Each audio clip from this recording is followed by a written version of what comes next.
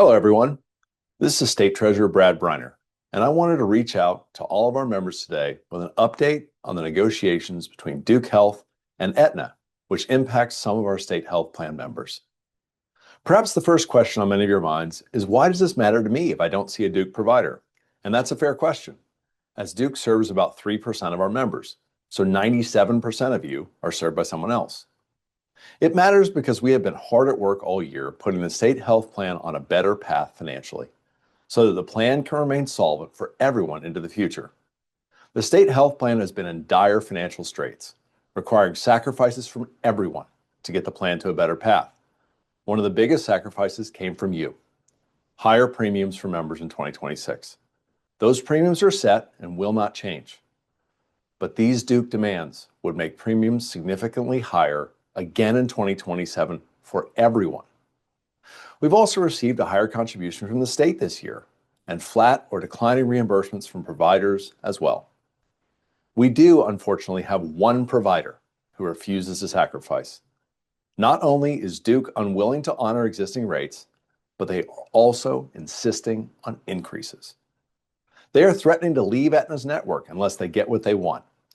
Through letters and radio ads, they are trying to convince our members that somehow they need more money to keep going. We cannot and we will not agree to their demands or succumb to their very public high-pressure tactics.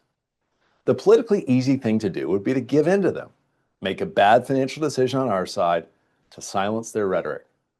The next step in that scenario would be to blame the General Assembly and the governor for not giving us enough money to fund the state health plan. But that is the wrong thing to do.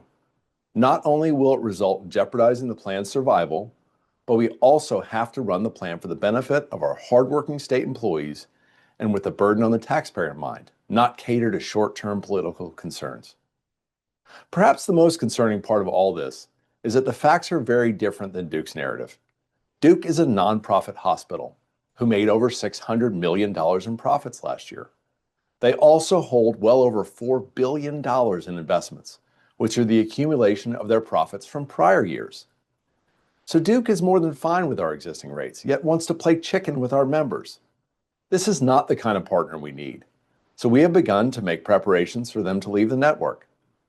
Those preparations include continuance of care for those with life-threatening conditions.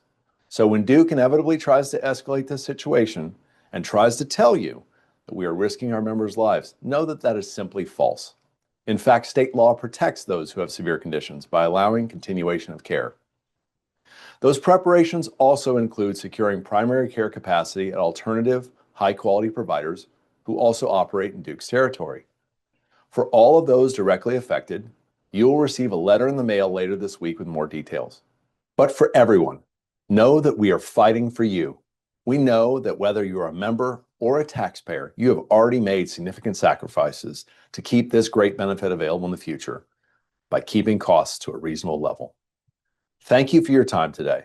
I hope that Aetna is able to work things out with Duke. But know that no matter what happens, we're focused on providing a valuable, high quality, and sustainable benefit for all of you. We look forward to updating you on our progress soon.